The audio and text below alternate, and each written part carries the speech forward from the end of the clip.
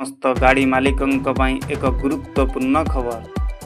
बीमा नथिले आपणक गाड़ी होइजिबो seize.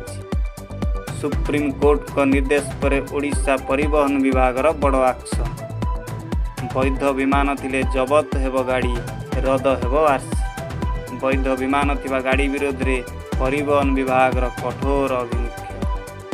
एणिकी toll gate रे ई डिटेक्शन पद्धति रे कड़ाकड़ी जांच करा।